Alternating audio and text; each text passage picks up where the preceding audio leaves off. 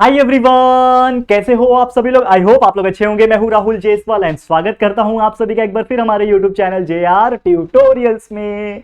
तो उम्मीद करता हूं दोस्तों कि आप सभी लोग बहुत अच्छे होंगे और अच्छी तरीके से पढ़ाई भी आपकी चल रही होगी। एंड आप लोग के एग्जाम्स कंप्लीट हो गए या नहीं हो गए जरूर से कमेंट में बताएं यार। व्हाट अबाउट योर एग्जाम कैसे रहे, अगर हो गए तो किस प्रकार गए, कितना हेल्प हुआ आपको, तो यार सब चीज बताना कमेंट करके।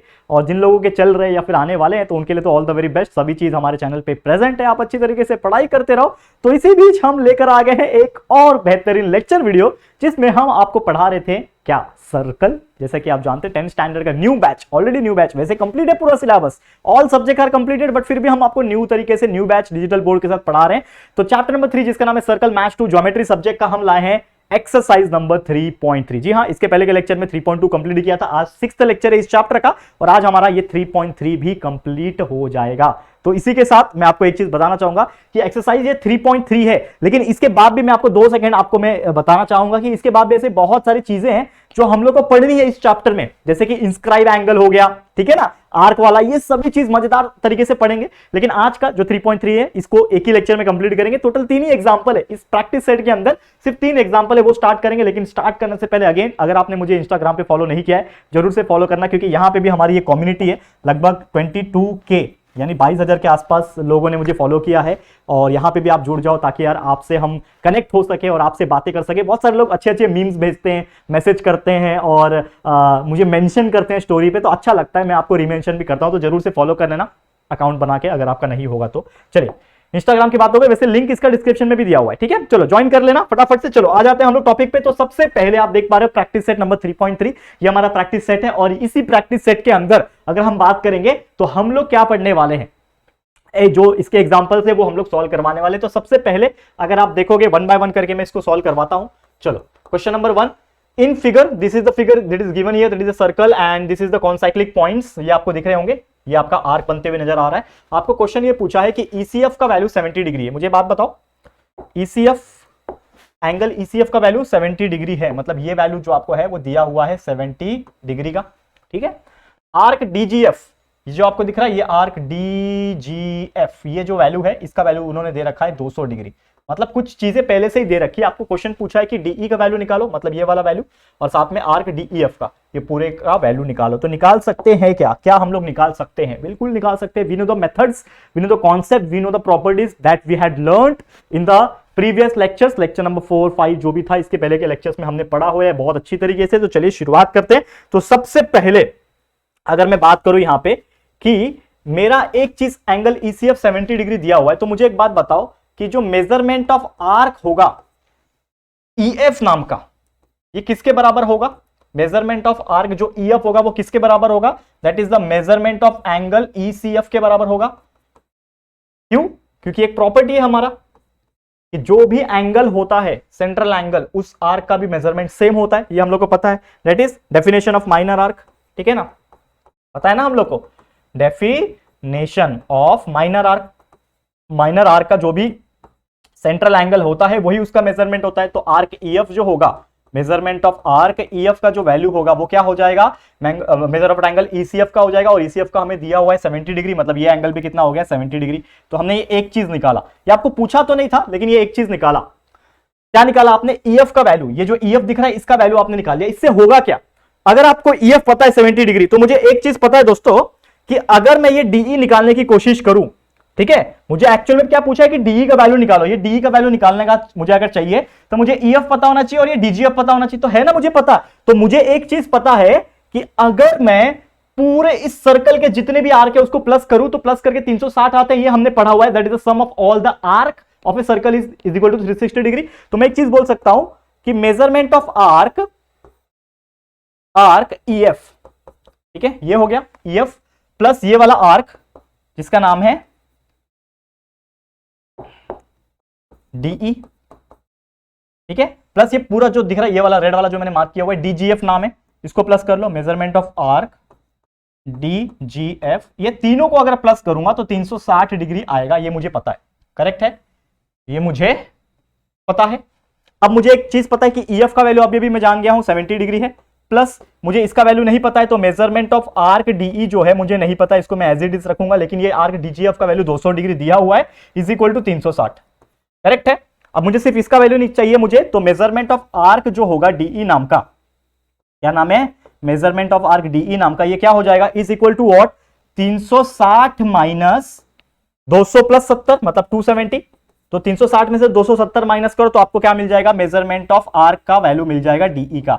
तो measurement of arc DE is equal to 360 minus 270 that is nothing but 90 degree. तो हमारा ये वैल्यू आ गया 90 डिग्री। ठीक है, इसको बॉक्स बना लो, ये आ गया आपका पहला आंसर जो आपको पूछा था, ये आपका पहला क्वेश्चन जो आर्क डीई पूछा था ना, ये आपको दिख रहा है, ये आर्क डीई, तो आपने निकाल लिया measurement of arc DE is nothing but 90 degree, ये आपने निकाल लिया, 90 डिग्री आपका आंसर आ गया। तो पहले का आंसर आपने निकाल लिया, this is the first one. लेकिन एक और चीज आपको पूछा है कि आर्क डीईएफ का वैल्यू निकालो। डीईएफ किधर दिख रहा है, ये डीई और ये ईएफ। तो अगर मुझे आर्क डीईएफ जो आपको पूछा है इसका वैल्यू अगर निकालना है तो मुझे क्या करना पड़ेगा, ये आर्क डीईएफ को निकालने के लिए डीई प्लस ईएफ करना पड़ेगा।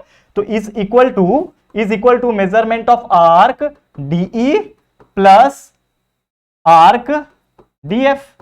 अगर इन दोनों को मैं प्लस कर दूं तो हमारा वैल्यू आ जाएगा। तो that is nothing but arc DE का वैल्यू अभी अभी आपने निकाला 90 डिग्री। ठीक है, और ये जो आर्क डीएफ है कहां गया, सॉरी मैंने थोड़ा सा गड़बड़ कर दिया, डीई और ईएफ ना, डीई और ईएफ, हाँ देखो यहां पे डीई और ईएफ आएगा वहां पे, एक सेकंड, ये मैंने डीएफ लिख दिया, ये ईएफ आएगा, क्या आएगा, आर्क ईएफ।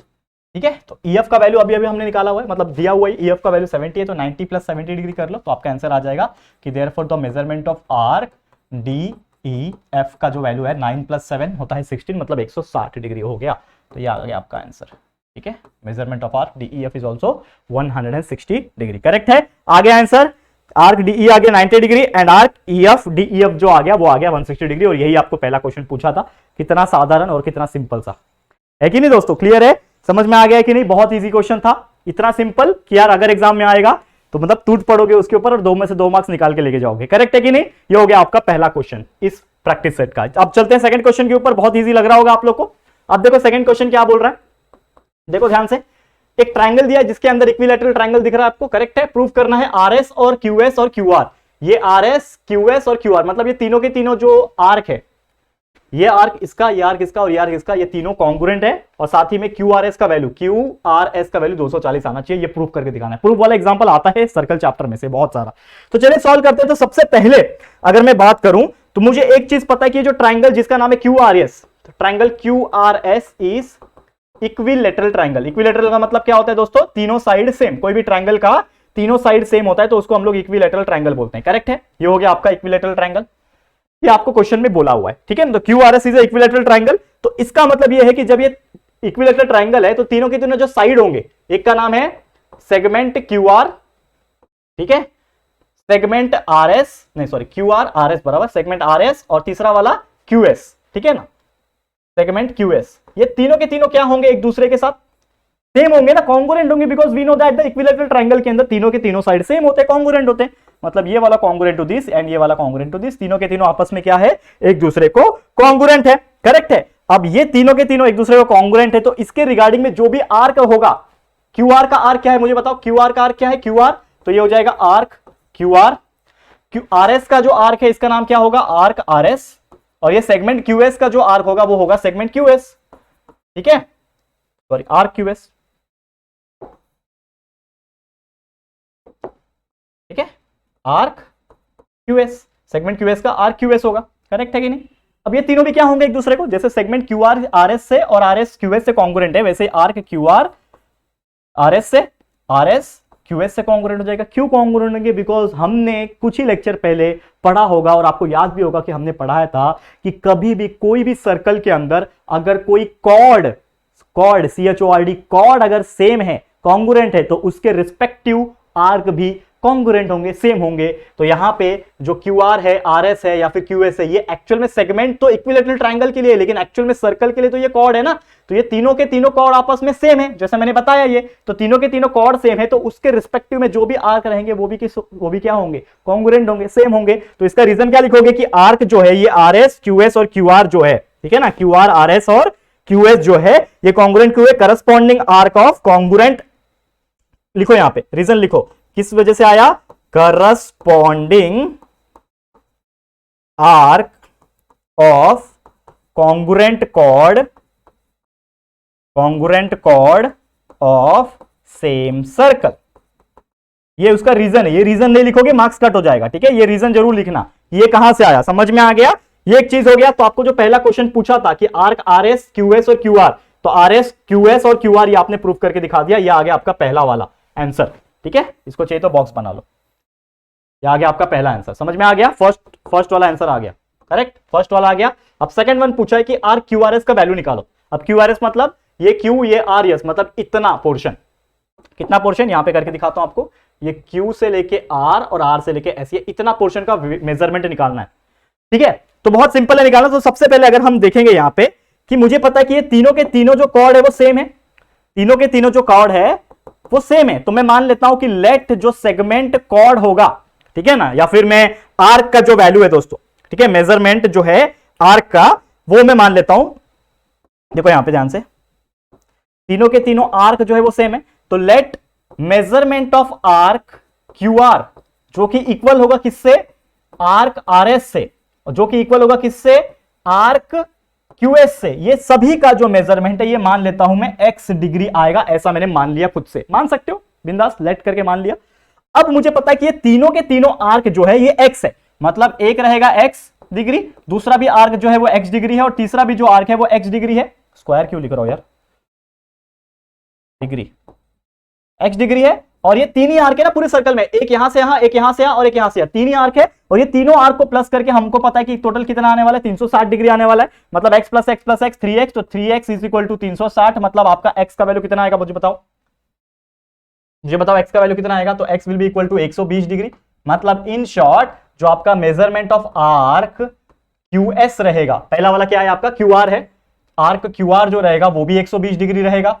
फिर मेजरमेंट ऑफ आर्क जो दूसरा वाला आर्क है जिसका नाम है RS, वो भी कितना रहेगा, 120 डिग्री रहेगा, ठीक है। और जो तीसरा वाला आर्क है जिसका नाम है दोस्तों QS, ठीक है ना, ये भी 120, तीनों के तीनों 120 है, क्योंकि तीनों के तीनों को ही मैंने x माना था, तो x का वैल्यू आ गया 120। तो तीनों के तीनों सेम ही रहेंगे ना, तीनों आर्क सेम है ना, जैसा हमने प्रूफ किया यहाँ पे कि तीनों आर्क सेम है, तो सबके 120 120 आ गए सबके। क्वेश्चन ये पूछा था हमें कि आर्क QRS आपको निकालना है, तो देयरफॉर मेजरमेंट ऑफ आर्क जो आपको पूछा हुआ है QRS, इसका वैल्यू अगर निकालने के लिए पूछा है तो मुझे बताओ QRS कैसे निकालोगे, QR प्लस RS निकालोगे। तो मेजरमेंट ऑफ आर्क QR को अगर प्लस करो, मेजरमेंट ऑफ आर्क इससे QR को RS से प्लस करो, ठीक है ना, तो आपका वैल्यू आ जाएगा। तो इसका आर्क QR का वैल्यू कितना है, 120 डिग्री है, इसका भी कितना है 120 डिग्री है, तो 120 प्लस 120 आ गया 240, आ गया आपका आंसर कि जो आपका मेजरमेंट ऑफ आर्क QS पूछा हुआ था, ये जो आपका वैल्यू पूछा हुआ था ना आर्क QRS का वैल्यू, आपने निकाल लिया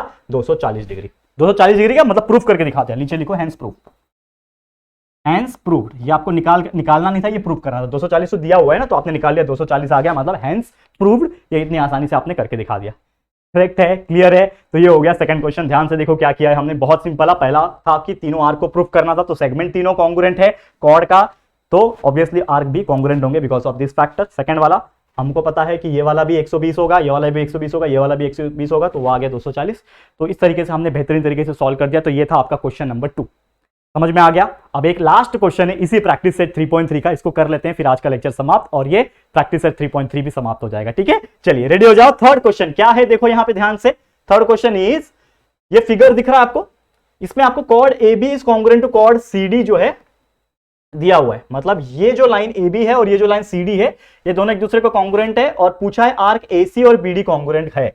आर्क AC मतलब ये वाला आर्क जो है, देखो यहां पे ध्यान से, आर्क AC ये वाला जो आर्क है और आर्क BD ये वाला जो आर्क है, ये हमें प्रूफ करके दिखाना है कि ये दोनों आर्क का जो वैल्यू है ना वो सेम होगा। तो कैसे निकालोगे भैया, थोड़ा सा ध्यान दो, बहुत इजी है, बिल्कुल अच्छी तरीके से ध्यान देना, आपको बहुत इजी लगेगा। सबसे पहले आपको बोला है कि कॉर्ड AB और CD क्या है, कॉन्ग्रुएंट है। तो chord AB is congruent to chord CD, ये आपको दिया हुआ है, गिवन है, इसमें कोई टेंशन वाली बात नहीं, ये आपको चीजें दी हुई है, ये आपको गिवन है, ठीक है ना। अब यहां पे AB और CD अगर आप देखोगे, कॉर्ड AB जो है वो CD से कॉन्ग्रुएंट है, ठीक है, ठीक है। तो कॉर्ड AB और CD एक दूसरे से कॉन्ग्रुएंट है, तो मेजरमेंट ऑफ जो आर्क होगा, एक सेकंड थोड़ा सा ध्यान दो, कॉर्ड AB, ये AB और CD एक दूसरे का कॉन्ग्रुएंट है, तो AB का कॉर्ड कौन सा है, ये AB का जो आर्क है उसका नाम क्या है AB, ये कॉर्ड जो है ना AB, इसका आर्क क्या है AB, तो इसके ऊपर मैं मानूंगा इसका आर्क ए बी नाम होगा, और ये कॉर्ड सी डी यहां से यहां तक है, सी डी यहां से यहां तक है, इसका आर्क का नाम क्या रहेगा सी डी, तो इसका आर्क का नाम क्या है आर्क सी डी। ये दोनों भी एक दूसरे को कॉन्ग्रुएंट होंगे क्योंकि हमारा एक फैक्टर आपको पता ही है क्या है, that is corresponding arc of congruent chord of same circle. क्या हमको रीजन पता ना, इसके पहले के क्वेश्चन में भी हमने यूज किया कि कभी भी अगर कोई दो कॉर्ड अगर कॉन्ग्रुएंट है तो उसके रिस्पेक्टिव में जो भी आर्क रहेंगे वो भी एक दूसरे को कॉन्ग्रुएंट करेंगे। तो AB का कॉर्ड AB है, सॉरी आर्क AB है, वैसे CD कॉर्ड का आर्क CD है, तो ये दोनों भी एक दूसरे को क्या हो जाएंगे कॉन्ग्रुएंट हो जाएंगे। इसको चाहिए तो बॉक्स बना लो, ये दोनों भी क्या हो गए कॉन्ग्रुएंट हो गए। तो आर्क AB और आर्क CD भी क्या हो गए एक दूसरे को कॉन्ग्रुएंट हो गए। इसका मतलब जो मेजरमेंट ऑफ आर्क रहेगा AB का वो कॉन्ग्रुएंट होगा मेजरमेंट ऑफ आर्क CD के लिए। समझ में आ रहा है? ठीक है, आर्क AB जो है वो CD के लिए भी कॉन्ग्रुएंट रहेगा। अब मुझे एक बात बताओ, यहां पे अगर आप देखो ध्यान से, तो आर्क AB प्लस BC अगर आप करोगे, ठीक है, आर्क AB प्लस BC करो अगर आप करोगे तो आपको क्या मिलेगा, क्योंकि टोटल अगर हम बात करें यहां पे कि जो आर्क AB है is equal to arc CD है ना, बराबर। अब यहां पे अगर आप देखोगे ध्यान से तो आर्क AC प्लस BC, ठीक है, देखो यहां पे आर्क AC और BC अगर आप करो, जैसे कि थोड़ा सा यहां पे मैं चेंजेस करने की कोशिश करता हूं, देखो थोड़ा सा ध्यान देना आपको समझेगा। हम किसकी बात कर रहे हैं यहां पे, आर्क AB की बात कर रहे हैं। तो ये पूरा का पूरा क्या नाम है इसका, आर्क का AB नाम है, ठीक है। अगर मैं बोलूं ये आर्क AB किससे बना हुआ है, AC प्लस BC से बना हुआ है, तो ये आर्क AB की जगह पे मैं लिख सकता हूं measurement of arc AC plus BC plus measurement of arc BC। तो AC प्लस BC से ये बना हुआ है, ठीक है, एंड बीच में क्या है कॉन्ग्रुएंट है। और ये आर्क CD जो है ये किससे बना हुआ है, BC और BD से, ठीक है। तो measurement of arc BC plus measurement of arc किससे बना है, BC प्लस BD से। समझ में आ रहा है? ये इतना समझा। ये जो AB है ये किससे बना है, AC और BC मिला के बना है, वैसे CD किससे बना है, BC और BD मिला के बना है। तो यहां पे अगर आप ध्यान से देख पा रहे होंगे तो यहां पे दोनों ही साइड, ये आर्क BC यहां पे भी आर्क BC है, तो ये दोनों के साइड क्या हो जाएंगे, एक दूसरे को कैंसिल कर देंगे, ठीक है ना। ये दोनों के दोनों साइड एक दूसरे को कैंसिल कर देंगे। यहां पे हम लोग ने कॉन्ग्रुएंट वर्ड नहीं यूज करेंगे, हम लोग इक्वल यूज करेंगे। ये दोनों के दोनों साइड इक्वल हो गए, तो ये साइड और ये साइड कट हो गया। तो क्या बचेगा मेरे पास, इन शॉर्ट क्या बचेगा कि यहां पे मेरे पास बच रहा है कि मेजरमेंट ऑफ आर्क AC यहां पे अकेला बच रहा है, बीच में इक्वल बच रहा है, और यहां पे अकेला क्या बच रहा है, मेजरमेंट ऑफ आर्क BD क्या बच रहा है, आर्क BD बच रहा है, ठीक है।